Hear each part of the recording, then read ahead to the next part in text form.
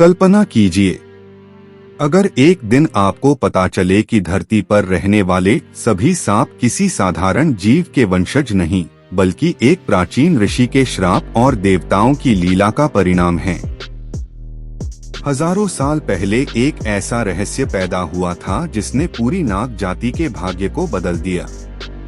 एक माँ का क्रोध, एक श्राप और एक ऐसी भविष्यवाणी जिसने हजारों नागों को भयानक अग्नि में जलने के लिए अभिशप्त कर दिया। लेकिन सवाल यह है, क्या सच में नाग केवल साधारण सर्प हैं?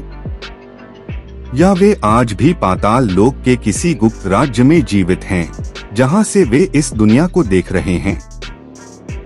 और सबसे बड़ा रहस्य, क्यों कहा जाता है कि नागों का जन्म एक श्राप से हुआ था? आज की इस रहस्यमय कथा में हम जानेंगे कश्यप ऋषि, कद्रू, विंता और नागों के जन्म का वह रहस्य जो हजारों साल से पुराणों में छुपा हुआ है। लेकिन सावधान, क्योंकि इस कहानी में केवल इतिहास ही नहीं, बल्कि श्राप, प्रतिशोध और एक भयानक भविष्यवाणी भी छुपी हुई है। बहुत प्राचीन समय की बात है, जब सृष्टि अभी नई नई बनी थी और धरती पर जीवन अपने रहस्यमय रूपों में फैल रहा था। उस समय देवता, दानव, गंधर्व, यक्ष और अनेक प्रकार के अद्भुत जीव इस ब्रह्मांड में जन्म ले रहे थे। उसी युग में एक महान तपस्वी ऋषि रहते थे जिनका नाम था कश्यप ऋषि। कहा जाता है कि उनका तेज इतना प्रबल था कि देवता भी उनका सम्मान करते थे। वे अत्यंत शांत, धैर्यवान और ज्ञान से भरे हुए थे। कश्यप ऋषि को सृष्टि के विस्तार का दायित्व मिला था, इसलिए उनके वंश से अनेक प्रकार के जीवों की उत्पत्ति हुई। देवताओं की कई जातियां, असुरों के अनेक कुल, पक्षियों की महान जाति और रहस्यमयी सर्पों की पूरी दुनिया, इन सबका संबंध किसी न किसी रूप में कश्यप ऋषि से जुड़ा हुआ था। लेकिन उनके जीवन की एक घटना ऐसी थी जिसने पूरी नाग जाति के भविष्य को बदल दिया और सर्पों की दुनिया को रहस्य और भय से भर दिया। कश्यप ऋषि की कई पत्नियां थीं, लेकिन उनमें से दो का नाम समय के साथ सबसे अधिक प्रसिद्ध हुआ, कद्रू और विंता। दोनों ही अत्यंत सुंदर थीं, लेकिन उनके स्वभाव अलग अलग थे। कद्रू चतुर और महत्वाकांक्षी थी, जबकि विंता सरल और धैर्यवान मानी जाती थी। एक दिन कश्यप ऋषि अपने तप से अत्यंत प्रसन्न हुए और उन्होंने अपनी पत्नियों से कहा कि वे उनसे कोई भी वरदान मांग सकती हैं। यह सुनकर कद्रू के मन में तुरंत एक इच्छा जागी। उसने कहा कि उसे 1000 पुत्र चाहिए, ऐसे पुत्र जो सर्पों की तरह शक्तिशाली, रहस्यमयी और तेजस्वी हों। उसकी इच्छा में शक्ति की लालसा छिपी हुई थी। वहीं विंता ने शांत स्वर में कहा कि उसे केवल 2 पुत्र चाहिए, लेकिन वे इतने महान और तेजस्वी हों कि उनका नाम तीनों लोकों में लिया जाए। कश्यप ऋषि ने दोनों की इच्छा पूरी होने का वरदान दे दिया। समय बीतता गया और धीरे धीरे कद्रू ने 1000 अंडों को जन्म दिया, जबकि विंता ने केवल 2 अंडे दिए। इन अंडों को सुरक्षित स्थानों पर रखा गया ताकि समय आने पर उनमें से संतानों का जन्म हो सके।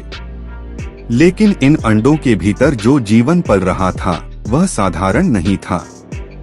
वे ऐसी शक्तियों के साथ जन्म लेने वाले थे जो आगे चलकर देवताओं और मनुष्यों की दुनिया को भी प्रभावित करने वाली थीं। सैकड़ों वर्षों के बाद वह समय आया जब कद्रू के अंडे फूटने लगे। एक एक करके उनमें से हजारों सर्प निकलने लगे। वे साधारण सर्प नहीं थे। उनके शरीर विशाल थे, उनकी आंखों में एक अजीब चमक थी और उनके भीतर असाधारण शक्तियां छिपी हुई थीं। उनमें से कुछ नाग इतने विषैले थे कि उनका नाम सुनकर ही भय उत्पन्न हो जाता था। इन्हीं नागों में आगे चलकर शेषनाग, वासुकी, तक्षक और कालिया जैसे महान नाग उत्पन्न हुए। धीरे धीरे नागों की संख्या बढ़ती गई और वे पाताल लोक में जाकर बसने लगे। उनकी शक्ति और रहस्य इतने गहरे थे कि देवता भी उनसे सावधान रहने लगे। उधर विंता के अंडे अभी तक नहीं फूटे थे।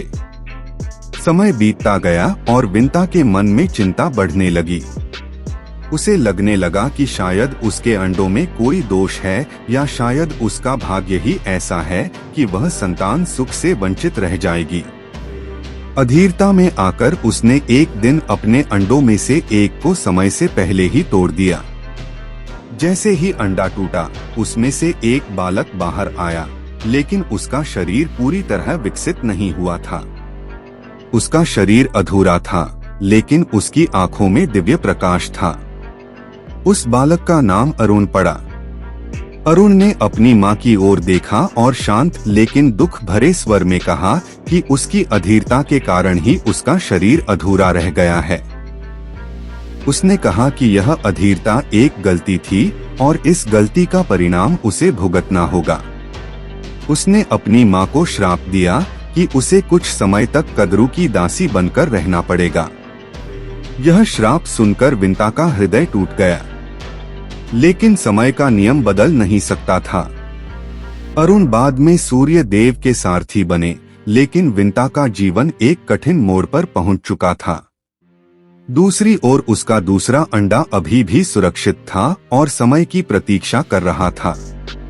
लंबे समय के बाद जब वह दूसरा अंडा फूटा, तो उससे जो बालक जन्मा वह असाधारण था।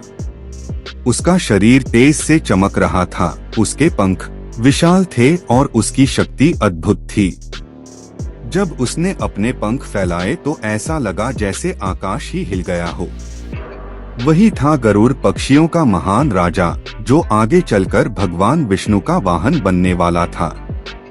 गरुड़ का जन्म एक नई शक्ति का प्रतीक था, लेकिन उसका जीवन भी संघर्ष से भरा हुआ था। जब उसे पता चला कि उसकी मां कदरू और उसके नाग पुत्रों की दासी बन चुकी है, तो उसके भीतर क्रोध की ज्वाला भड़क उठी। उसने यह जानने की कोशिश की कि उसकी मां इस स्थिति में कैसे पहुंची। तभी उसे उस घटना के बारे में पता चला जिसने सब कुछ बदल दिया था। एक दिन कदरू और विंता ने स्वर्ग के दिव्य घोड़े उच्चैःश्रवा को देखा था। उस घोड़े की सुंदरता अद्भुत थी। विंता ने कहा कि वह पूरी तरह सफेद है, जबकि कदरू ने कहा कि उसकी पूंछ काली है। दोनों के बीच विवाद बढ़ गया और अंत में उन्होंने शर्त लगा ली कि जो गलत निकलेगा वह दूसरे की दासी बन जाएगा। कदरू जानती थी कि घोड़ा वास्तव में पूरी तरह सफेद है, इसलिए उसने अपने नाग पुत्रों को आदेश दिया कि वे जाकर घोड़े की पूंछ से लिपट जाएं ताकि वह काली दिखाई दे। कुछ नागों ने इस छल को गलत माना और ऐसा करने से मना कर दिया। यह सुनकर कदरू का क्रोध भड़क उठा। उसने उन नागों को भयानक श्राप दे दिया कि वे भविष्य में एक महान यज्ञ की अग्नि में जलकर नष्ट हो जाएंगे। यही श्राप आगे चलकर सर्प जाति के इतिहास का सबसे भयावह अध्याय बना, जब राजा जन्मेजय ने सर्प यज्ञ किया और हजारों नाग अग्नि में गिरने लगे। जब गरुड़ को अपनी मां की दास्तां के बारे में पता चला, तो उसने नागों से पूछा कि वह उसे कैसे मुक्त कर सकता है। नागों ने कहा कि यदि वह देवताओं के पास से अमृत लाकर दे दे तो वे विंता को मुक्त कर देंगे। यह कार्य अत्यंत कठिन था, क्योंकि अमृत देवताओं की रक्षा में था। लेकिन गरुड़ ने बिना डर के यह चुनौती स्वीकार कर ली। उसके बाद गरुड़ का एक अद्भुत और खतरनाक सफर शुरू हुआ। उसे कई दिव्य द्वारों को पार करना पड़ा, अग्नि की दीवारों को लांघना पड़ा और शक्तिशाली देवताओं से युद्ध करना पड़ा। उसकी शक्ति और साहस को देखकर देवता भी आश्चर्य में पड़ गए। अंत में जब भगवान विष्णु ने उसकी वीरता देखी तो वे अत्यंत प्रसन्न हुए। उन्होंने गरुड़ को अपना वाहन बनने का वरदान दिया और उसे अमरता का आशीर्वाद दिया। उसी क्षण से गरुड़ और नागों के बीच शाश्वत शत्रुता शुरू हो गई। आज भी कहा जाता है कि नागों की दुनिया पूरी तरह समाप्त नहीं हुई। वे पाताल लोक के गहरे रहस्यों में रहते हैं। कुछ नाग देवताओं की सेवा में हैं, कुछ पृथ्वी की रक्षा करते हैं और कुछ अपने पुराने श्राप की छाया में जीवन जी रहे हैं। कश्यप ऋषि की इस कथा में शक्ति, श्राप, छल और भाग्य का ऐसा संगम है जिसने सर्प जाति के इतिहास को हमेशा के लिए रहस्यमय बना दिया। और शायद इसी कारण आज भी जब किसी प्राचीन मंदिर, जंगल या गुफा में नाग का दर्शन होता है तो लोग कहते हैं कि यह केवल एक सर्प नहीं बल्कि एक प्राचीन रहस्य का जीवित प्रतीक है। तो यही थी कश्यप ऋषि, कद्रू और नागों के जन्म की वह रहस्यमय कथा, जिसने सर्पों की पूरी जाति को एक श्राप और भाग्य के जाल में बांध दिया। लेकिन कहानी यहीं खत्म नहीं होती, क्योंकि पुराणों में लिखा है कि नागों की दुनिया आज भी पूरी तरह समाप्त नहीं हुई है। पाताल लोक के गहरे रहस्यों में अब भी ऐसे नाग रहते हैं जिनकी शक्ति और आयु मनुष्यों की कल्पना से भी परे है। कुछ लोग कहते हैं कि प्राचीन मंदिरों, गुफाओं और जंगलों में आज भी नागों की रहस्यमय उपस्थिति महसूस होती है, मानो वे किसी प्राचीन रहस्य की रक्षा कर रहे हों। लेकिन सबसे बड़ा सवाल आज भी अनसुलझा है, क्या नाग केवल पुराणों की कहानी है या सच में इस धरती के नीचे एक छुपी हुई नागों की दुनिया मौजूद है? इस रहस्य का उत्तर शायद आज भी समय की गहराइयों में छुपा हुआ है। अगर आपको ऐसी रहस्यमयी और पौराणिक कहानियां पसंद हैं, तो वीडियो को लाइक करें और चैनल को सब्सक्राइब करना न भूलें। तब तक के लिए बोलिए जय श्री राधा कृष्ण राधा राधा।